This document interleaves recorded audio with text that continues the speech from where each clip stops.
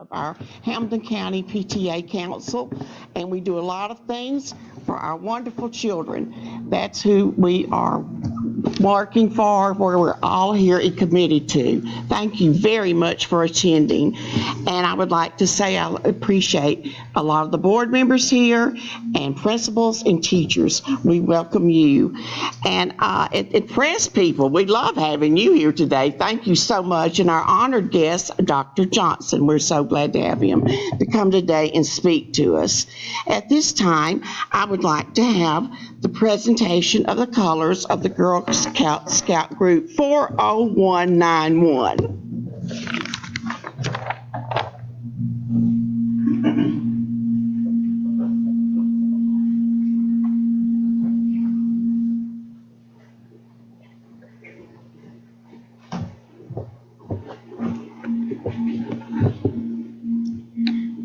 Ladies and gentlemen, please rise for the presentation of the colors.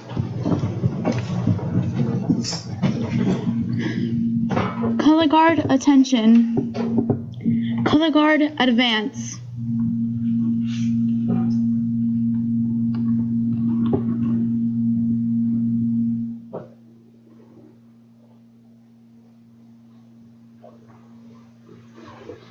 Color Guard, halt.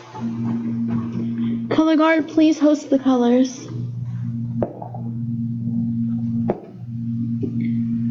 Color Guard, please honor the flag of your nation.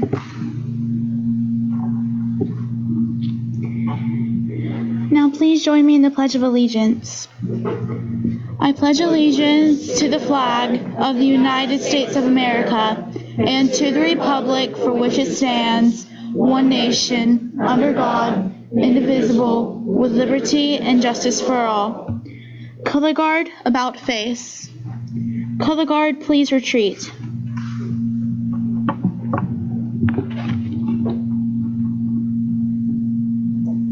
Color Guard, dismissed.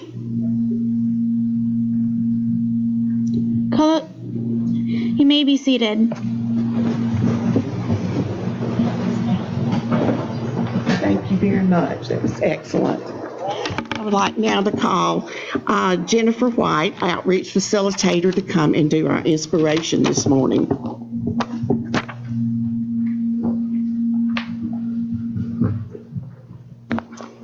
Good morning. My name is Jennifer White, and I'm proud to serve as an outreach facilitator for Hamilton County Schools. I was excited and honored to be asked to speak, but a little nervous. So I wanted to bring something inspirational to talk about a little bit this morning. Thanksgiving Day was near. The first grade teacher gave her class a fun assignment to draw a picture of something for which they were thankful. Most of the class might be considered economically disadvantaged, but still many would celebrate the holiday with turkey and other traditional goodies of the season. The teacher thought this is what she thought would be the subject of most of her students' artwork, and they were. One of her little friends, Douglas, made a different kind of picture. He was a total different kind of boy. He was the teacher's real child, often unhappy, and as other children played at recess, Douglas was likely to stand close by her side. One could only guess the pain he felt behind those sad eyes. Yes, his picture was different. When he was asked to draw a picture of something of which he was thankful, he drew a hand. Nothing else, just an empty hand. His abstract image captured the imagination of his classmates. Whose hand could it be? One child guessed it was the hand of a farmer because farmers raise turkeys. Another guessed a police officer because the police protect and care for people. Still, others guessed it might be his mom. Moms feed us. And so the discussion went on until the teacher almost forgot about the young artist himself. When the children had gone on to other assignments, she paused at Douglas's desk, bent down, and asked him whose hand it was. The little boy looked away and muttered, "It was yours, teacher." She recalled the time she had taken his hand and walked with him here and there, as she had the other students. He often had said, "Take my hand, Douglas, we'll go outside," or "Let me show you how to hold your pencil," or "Let's do this." Douglas was the most thankful for the teacher's hand. Brushing aside a tear, she went on with her work. This story speaks to more than thankfulness. It says something about teachers, teaching, parents parenting, and friends showing friendship, and how much of an impact something as simple as offering a hand means to the little Douglases of the world. We can all make someone feel important. They might not always thank you, but they'll always remember the hand that reaches out. Thank you.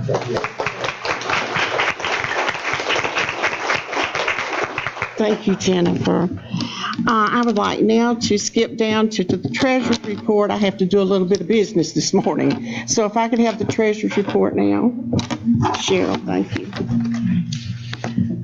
Thank you. In your packet of paperwork, the treasurer's report is in there, and it has some more details.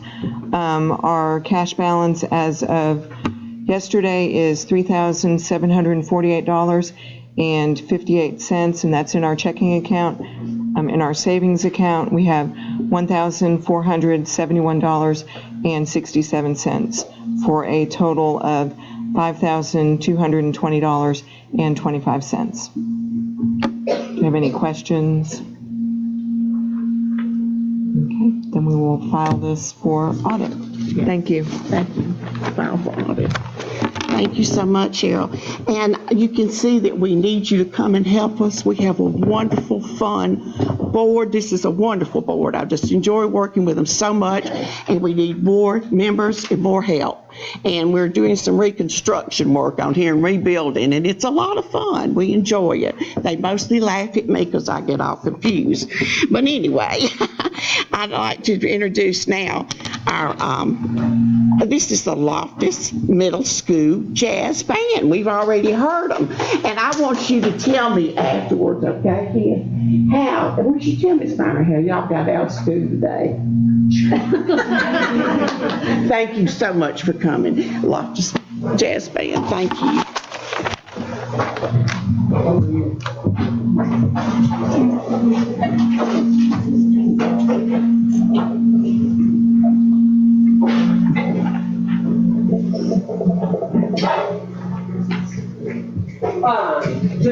One, two, three, and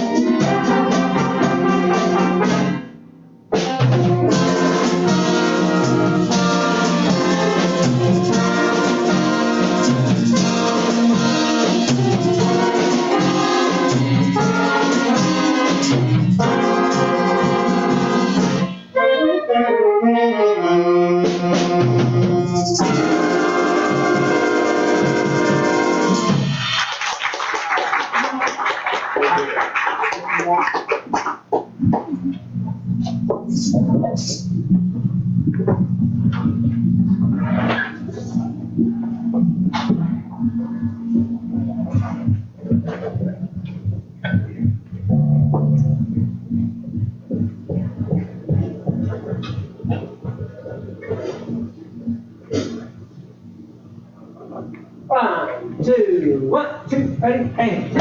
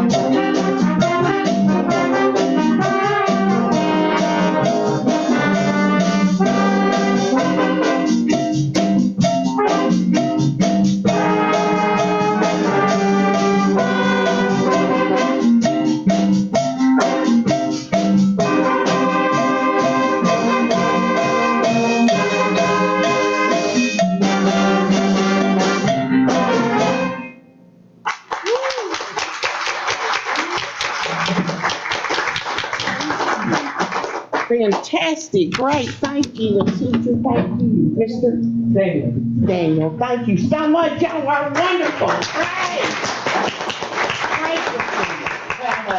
We are committed to our children, and I just love seeing them perform. It's great. All right, now I'd like to introduce you to a presentation of awards. And Christy has done this program today. I just helped her. She is Vice President Christy Carol Highfield. Recently, I did a program with her at Loftus. She's Loftus.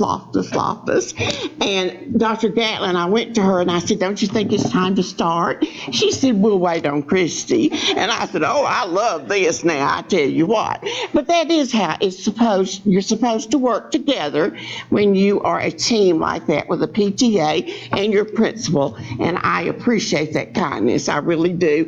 And Christy, if you can come do this, please, ma'am. Thank you. Thank you, Ms. Joe.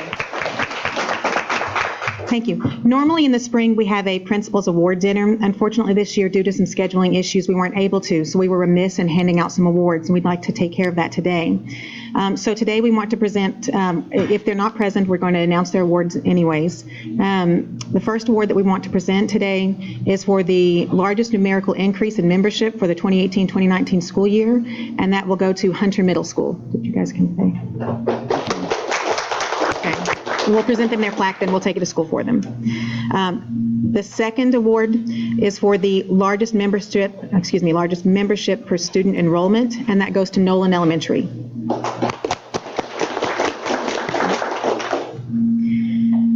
The next awards, the following awards were nominated because of their service to the PTA in our community.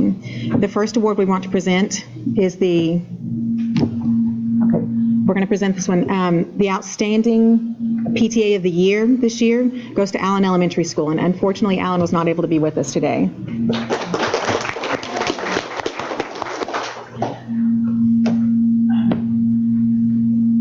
The next award, they were nominated for their service to, in particular, our Teacher Supply Depot. They worked very hard, worked with Ms. Sherry Ford and some other people to really do a great service to our community with the Teacher Supply Depot last year. So we'd like to present the Sigrid Stewart Friend of the PTA Award to Two Men in a Truck. We'll take them their award as well.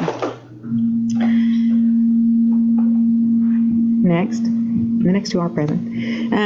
We'd like to present for his service to his school, to the PTA, and in particular to the School of Excellence program. We'd like to present Mr. Ted Mulder. with the 2018-2019 Hamilton County Teacher of the Year Award. Mr. Mulder's service, he went above and beyond, not only working with the PTA, but actually helping to build the shelves for what became our clothing closet and school food pantry for students. So we appreciate his service.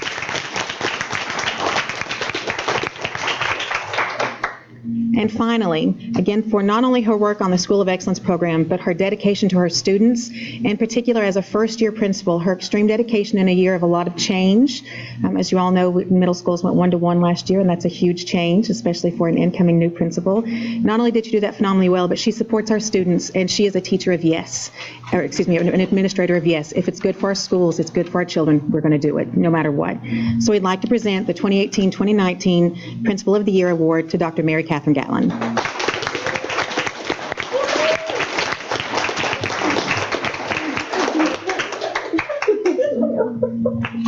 Those are our words. Thank you so much. Thank you. Thank all of you. I appreciate it. Thank you, Christy. Christy does an excellent job. Now, I would like to introduce this next person because she got me involved in PTA years ago. And her son said to me, "Oh, no, Miss Jo." He said, "You'll be in there for life." Oh, she's wonderful. She's our parliamentarian, and she keeps me straight, and I just appreciate her so much. Sherry Ford, Executive Assistant to the School Board.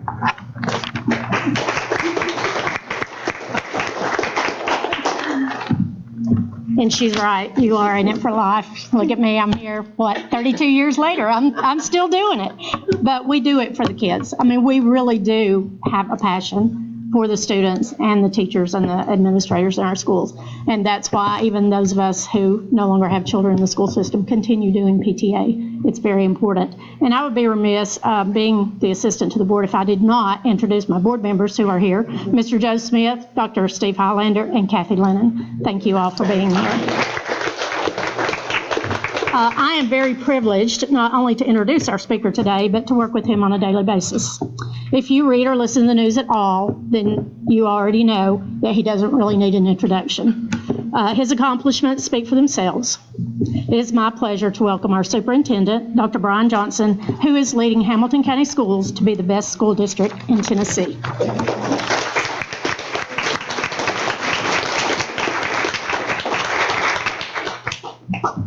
So I'm going to say, Ms. Sherry Ford, that is the best introduction I have ever had. And you can tell when somebody starts to really know you because they know you don't like a whole lot of fluff coming up. Thank you. It really is. Most time when that's getting ready to happen, I start, you don't get nervous speaking. I'm very comfortable speaking, but it's the introduction point where you get nervous as they're reading all that stuff about you that you're like, I didn't earn this myself. So can we give our students a round of applause again? They've done an absolutely amazing job, and you all are so talented.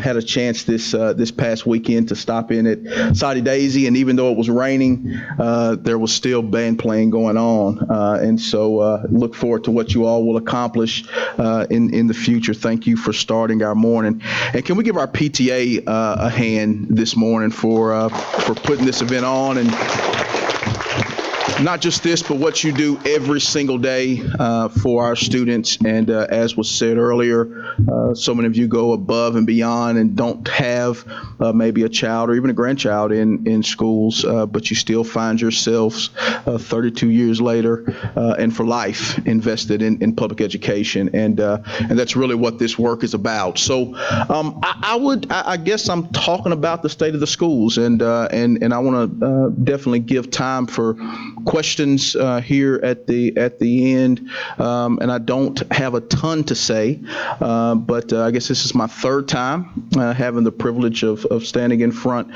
of you all in this room to really give an update, and as we do that, I'd like you to go back to wherever you were in July of 2017. Just take a scroll back in memory lane. I'm going to give you 15 seconds. Everybody got where you were? On a beach. It wasn't me. Living vicariously through Joe Smith.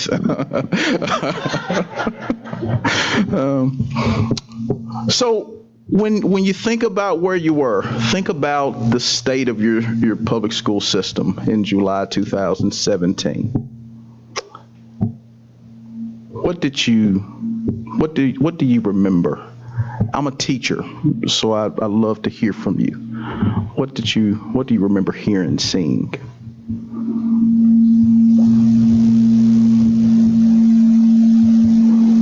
And I understand the importance of wait time, and so I don't mind. I can outwait you. Thank you. We got a hand. I'll say inconsistencies amongst so many different aspects of it, as far as what was happening educational-wise, what was happening with communication with parents and even with teachers, and what was happening with the community. Inconsistencies. What else? The end of a selection process. Oh, yeah, that's what you were living through, right? You were leading that charge. Dr. Highlander is board chair during that time. Yeah. I felt like there was less transparency. Less transparency. What else? Anything else? Low reading scores. Low scores. Yeah, probably board reading. Yeah. Anything else? Kathy, you got another? Kathy Lynn? There was not art in our schools. Yeah. The lack of art in schools. Yeah. The arts weren't as present or prevalent. So let me take you back just a little bit at a high level. So you've seen these slides before, but these elements were things that existed in Hamilton County schools. When we talked about English language learners and the supports that the system was providing, there were challenges there. Special education, there had been litigation that had been presented, and obviously the lack of inclusive settings, or not the abundance necessarily of inclusive settings, were there. There was something called a Commissioner of Education that was here in Hamilton County and on the cusp of moving schools into the Achievement School District. Again, I'll pick on Joe Smith, who's meeting there at the county line. I believe it was a statement that he was saying, but that was there, that our schools had been not doing what we had hoped for them to do. And then the overall academic performance wasn't where we desired. So when you look a little bit deeper at English language learners, you can see what some of the challenges of the system were in regards to staffing and making sure that the student-teacher ratios were where they needed to be, and the individualized support was such that our students had what they needed and what they deserved. When you talk about special education, this quote really, I think, sums up a lot of what may have been felt and what still can be felt in isolated pockets, but what was going on in 2017 and what existed in Hamilton County. And then I take you all the way back. This is a picture from the Free Press of 2000. And I believe one of a document that really ranked the highest and lowest rated schools in Hamilton County. And if you look at that list and you fast forward, so much of it was and is the same as it was back then. And then you look at academic performance as a whole. You look at where our system was. Red is really, really bad, really, really bad. And you see a lot of red that's there. Our students, the students that are sitting to my left, your right, weren't moving at the pace that we desired them to move as a student. And I hate to personalize this so deeply, but what's your name? Me, yeah, you. Landon Young. Landon. So 3 years ago, what grade were you in? I'm sorry, it's a math problem at like 11:40 in the morning. Fifth grade. All right. So let's take Landon as a system. All right. Fifth grade, 2016-17. Fourth grade. Third grade. Second grade. You follow where I'm going there? We weren't moving, I'm not saying literally Landon, we weren't moving our students the way we should be moving them academically. And then if you go broader scope beyond those areas and you just, broad brush across the district at what some of the challenges have been, whether it was post-secondary readiness, whether it was student subgroup performance, whether it was transportation, which still is, has, and will be a challenge for our system, technology resources for students. There are a myriad of other things, communication that was, has, and is a challenge for our system. So how did the school board respond? And I think Dr. Highlander mentioned that in July of 2017, I had the privilege of coming to this system, and I'll share this, that the things that we have accomplished in my short tenure here have not been because of me. They've been really because we have a school board that has a great vision, has a very clear vision and clear direction. And you see, I always hold on to these 3 Post-its that they created in the fall of 2017, where I just posed the question to them 5 years from now: what do you want the headline of the Free Press of Channel 3, 9, 12 when it comes on in their breaking news segment? What do you want those headlines to be?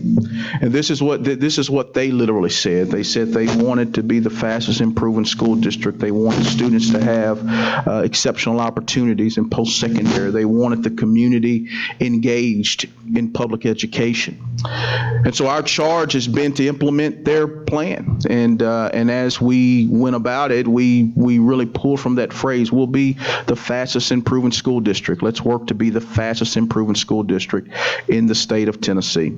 And so, our theory of action is just this: when I look at the state of our schools, is that we expect excellence, right? Am I doing that? Can y'all hear me? Y'all hear me? Okay. Is that we would expect excellence. We expect that every student, every one of you, has access to an excellent teacher. We believe that's important, right? The most important person in your day-to-day is your teacher, all right? That's outside of your parents, my gosh. Listen, your parents, they're your teachers, all right? Then we believe that every building has access to an excellent leader, all right?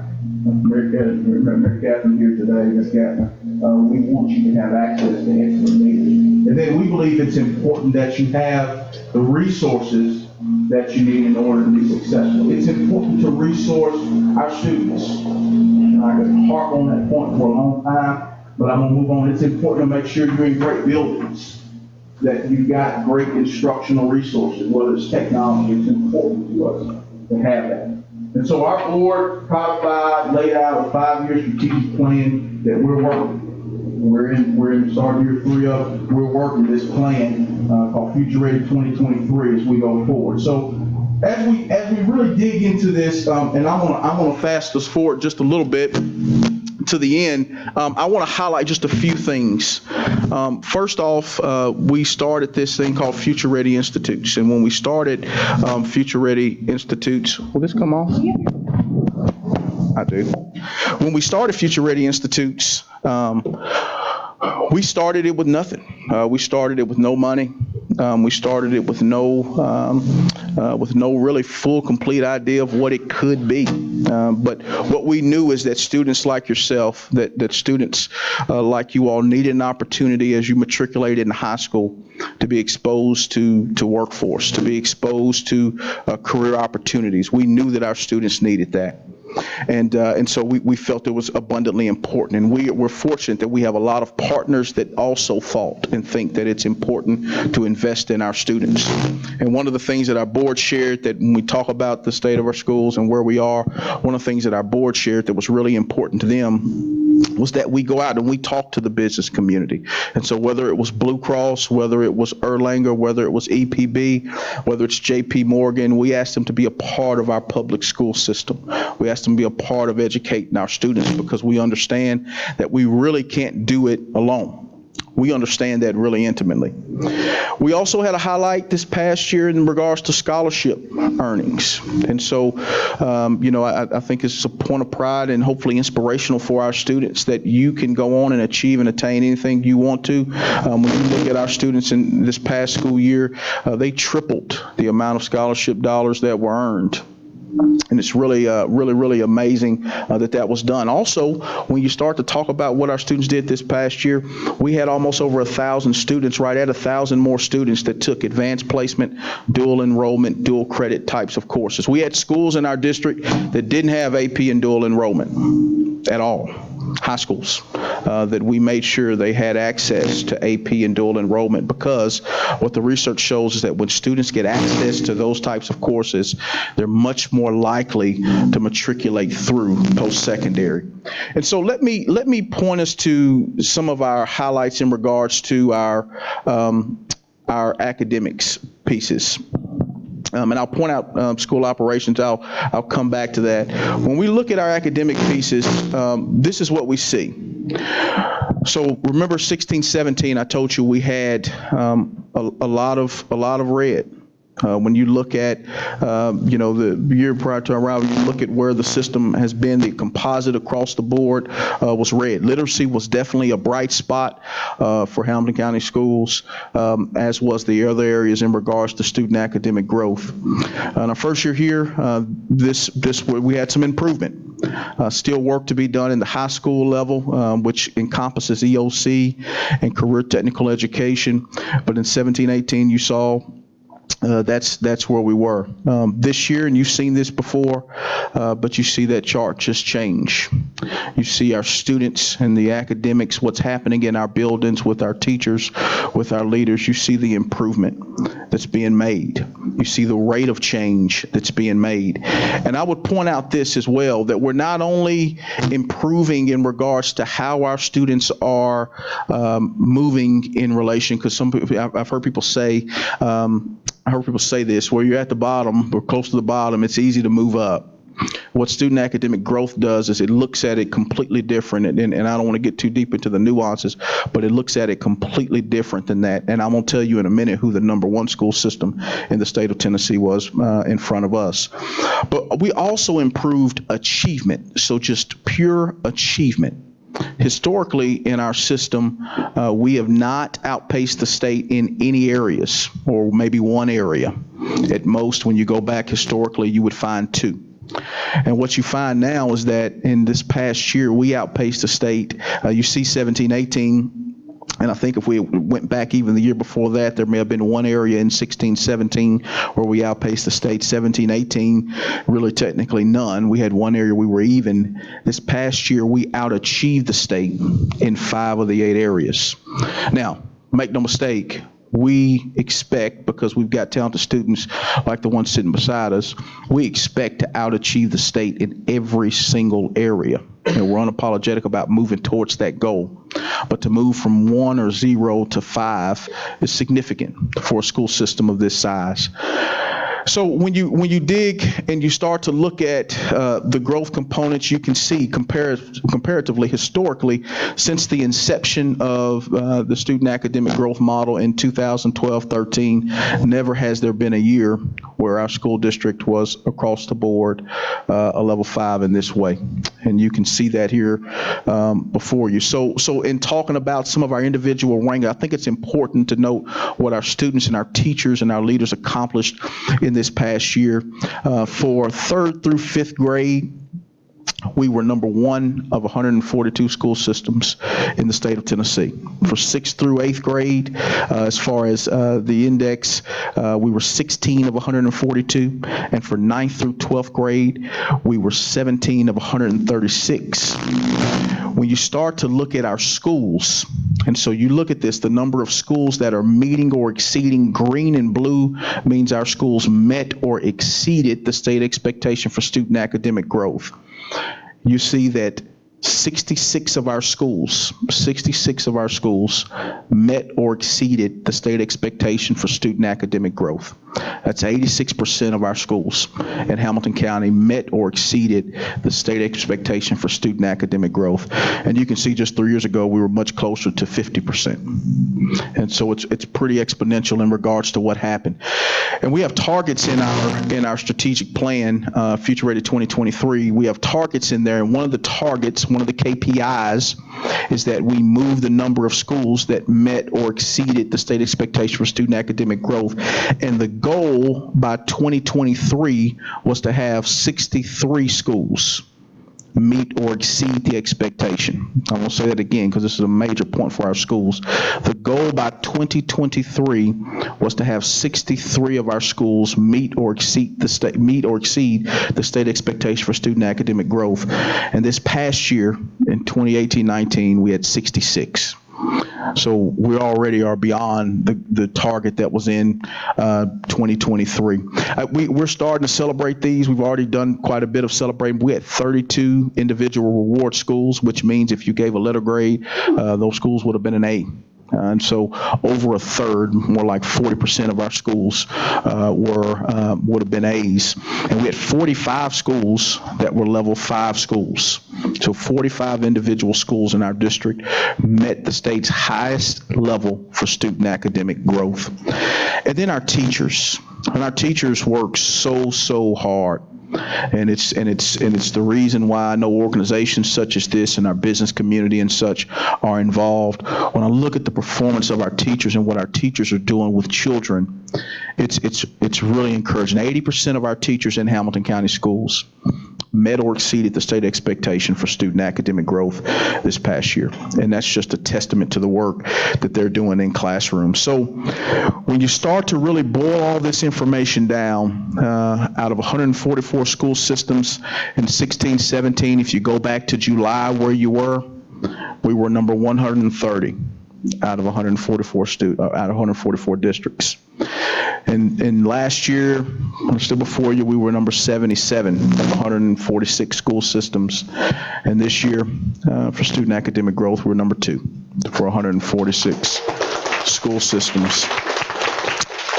And I want one misconception that oftentimes exists is that student academic growth, if you're at the bottom, it's easier to move up. And yes, there's a lot of room to move. But do you know who beat us? I'm a little competitive, you can't tell. You know who beat us that we're going to beat next year? Williamson County.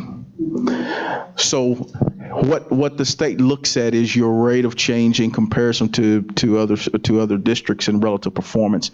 And so Williamson County, also one of, if not the highest achieving school district in the state of Tennessee, was also the highest growing school district in the state of Tennessee.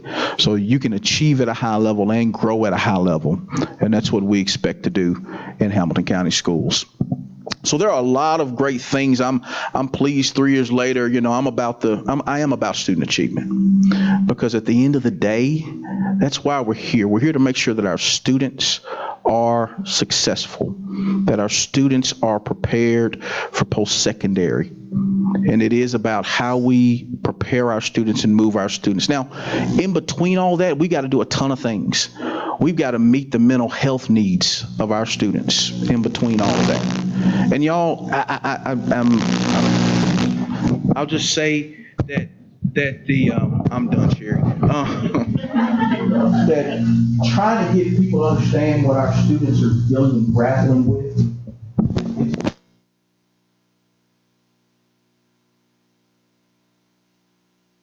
With a group of student advisory high schoolers, not in this month's meeting, but last month's meeting, and I wish I had a recorder going, because the way they were able to articulate some of the challenges that they're experiencing, it was amazing. And so we've got to meet the mental health needs of our students. We also have to hold our students accountable, right? And so make no mistake, we have high expectations for our students. And so there's a balance there, right? Where we got to love them and we got to make sure we support them all at the same time. And I just believe this. I believe Hamilton County Schools is poised to be whatever it wants to be as a school system. This school district can be as great as it desires to be. But we're going to need engaged folks like the PTA. We're going to need partners outside the PTA. We're going to need other organizations to come alongside us. We're going to have to continue to put aside differences in the community that exist and focus on the thing that's the only reason why we're all here. Me. Well, the only reason why let me be clear. I'm saying me as far as the only reason why I'm here. I can't speak for you. the reason I'm here is kids. That's all right. That's the only reason why we're here. That's all right. I say this in front of my board. I report to my board. That's what I work for. I work for them every day, because that's what this work is about. So I do hope in the days and weeks and months and years ahead, as I come forward next year, you should continue to see student academic achievement improve. We have to continue to do that, because behind all those numbers that I share, it's student faces, right? It's students. The higher we move up the ranking, I know I talk a lot about rankings, so the higher we move up the ranking, that means it's more of them that are prepared, right? And by the time you get to 12th grade, that's how many years? 5, 7th grade, 8th grade? 8th grade, so 4 years, 4.5. He's math challenged. Give it back to me now. 4.5 years from now, when that chart goes up, let me go back to it for dramatic effect.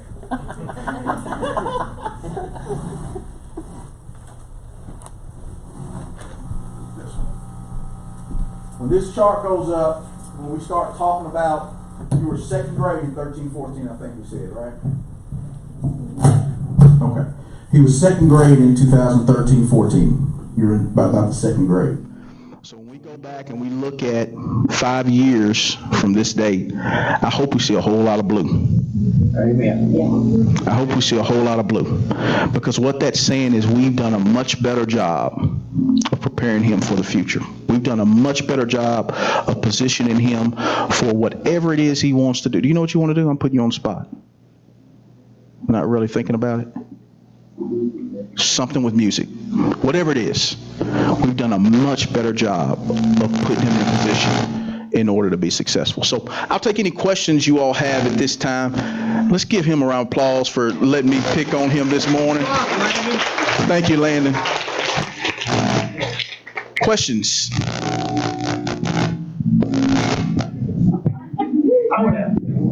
When I'm out in the community, I hear a few nice things said about you, but I don't think I hear enough nice things said about you, because you and the school system have done a tremendous job, and I think you're to be applauded and commended for that. And it's a function of leadership, and good leadership starts at the top, and it ends at the point of product delivery with our great teachers in the classroom. And I think from top to bottom, you guys are doing a great job. So I just want to say that.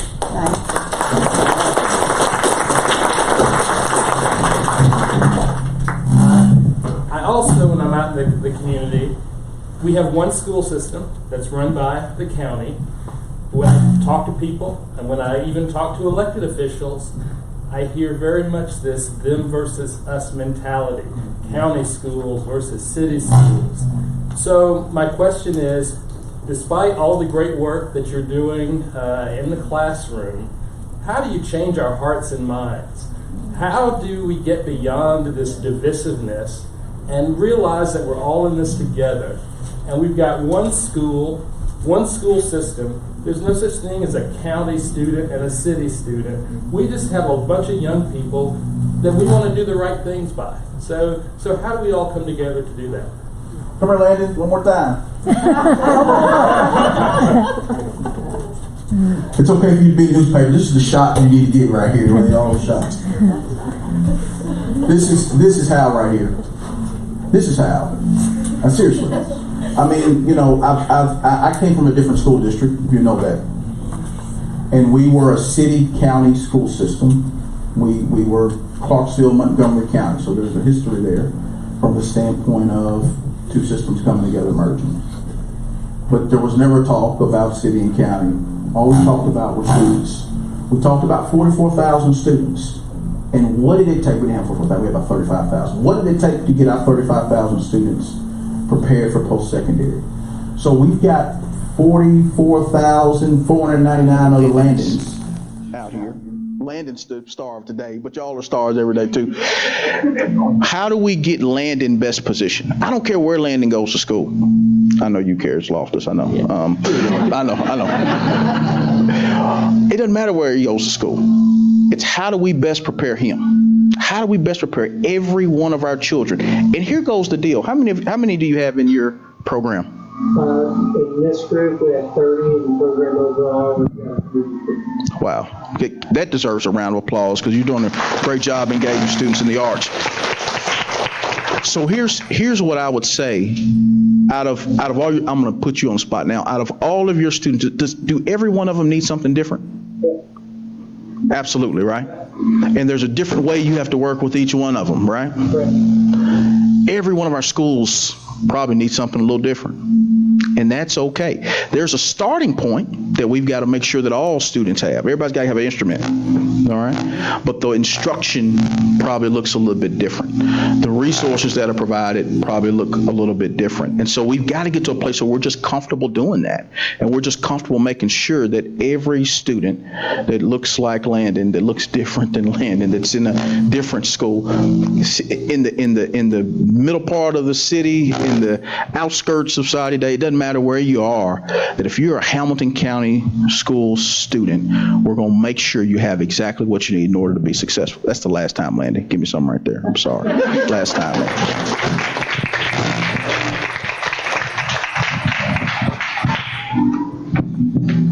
So I'll tell you a true story about tell me what instrument that is. Yeah. Baritone saxophone. Baritone saxophone. Okay. Now, PTA, y'all messed up because you gave me some kids today, so I'm just all over it. So I'll tell y'all a true story. I started out trying to play the saxophone. I went to middle school. I was a student athlete. I went to middle school and I got my mom. I said, Mom, I'm going to play this saxophone. And I want to play saxophone because really it had the most keys and buttons and stuff. Like it looked the hardest. And it looked, you're all the saxophone players, whatever. And so we went and rented. My mom went and rented me a saxophone. And I don't know what she paid for it back then, but she rented it, and it didn't take but about 2 days for me to realize that was not my gift. And my mom readily took it back to, I think it was called Tusculum Music Rentals, but she readily took that music instrument back. So I have a little bit of history there with it. All right, any other questions? Yes. There's a lot about one-to-one technology, and then there's also a lot about the detriment of technology, especially to middle schoolers as they are preparing to enter the world and their self-identity. And you mentioned earlier mental health. So is there a plan in place to deal with the problems that come along with technology while we are implementing the one-to-one technology plan? Yeah, so absolutely. So I think you have two separate things that exist there. One of our conversations is about, so I think it's a broader conversation about technology just in general. And I think the impetus behind some of the conversation that really is concerning for me, not just as a superintendent, as a father, is the conversation around social media. I used to tell students that when I was in high school, if something happened that I didn't really want people to know about, it took it about a week to get all the way around, and by then I could figure out my game plan to kind of, avoid some of the difficulty. Literally now it takes a minute, and everybody knows about it. And the issue is students aren't, a lot of times equipped or prepared to be able to deal with the challenges that are there. I mean, as adults, we know this too shall pass at some point. I mean, go through the dog day or two that I've got to deal with whatever's being spread about me on social media. A lot of time as a teenager, I internalize that and I feel like that's the rest of my life. And that's why we see a lot of challenges. So I think there's a broader conversation about social media. We obviously have conversations building about digital citizenship and the appropriate use of technology. We've got policies around that. But I think what you see students accessing, what we see the most in regards to student accessing is really through phones, and it's outside of school time. It's not as much in the school as it is outside of school, and those things that have happened outside of school spill into the schools, and we're trying to remedy and respond to those issues. So it will be a absolute continued conversation for us. That's a great question. Other questions?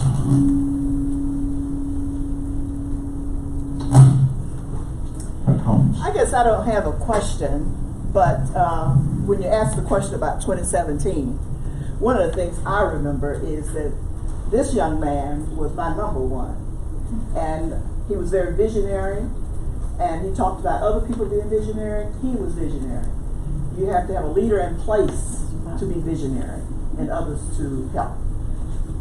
The one thing I want to ask of the PTA, because I have been trying to get here for a number of months now, because I am very educational oriented, is how to diversify the PTA.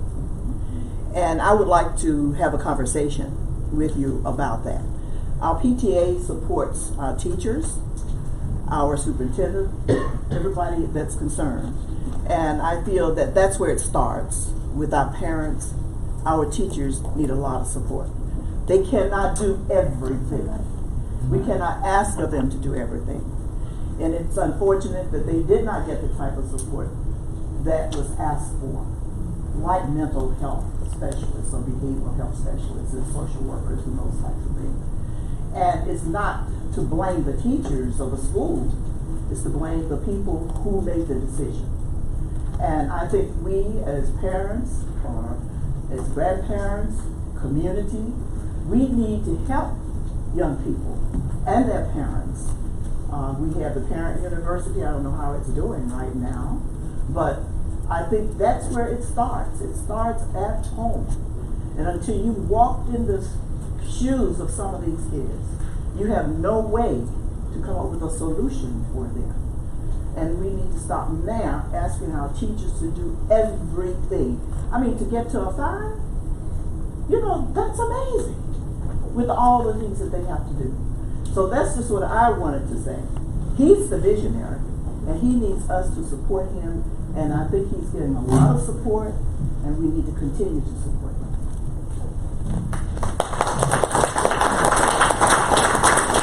Are there any other questions? I won't leave much time for wait time with you all like I did earlier. I know when to turn it on and when not to. So if there are not any other questions, again, appreciate the PTA, appreciate school board. They just always show up. Somebody's always there. And I say that there's oftentimes not enough recognition given. A lot of recognition given to me as superintendent, and I appreciate all that. It's great. But really, if folks understood what leaders should be doing, it shouldn't be accepting the praise; it should be giving it. Really is what the work is about, and I'm just very fortunate to work for a school board that sees that and believes that, and any number of them, let me know how much they not just appreciate the work that I do, but that they're in the trenches and they're present is so great for our community. Again, let's give our students, I can't give them enough hands. Young ladies that presented the colors, would y'all stand up? Let us give you a hand as well. Y'all did a fabulous job earlier. Again, PTA, thank you so much. And we'll see you next year with even better numbers, right? We're going to go get Williamson County. Tell them. Somebody tell them, all right? We're coming for them.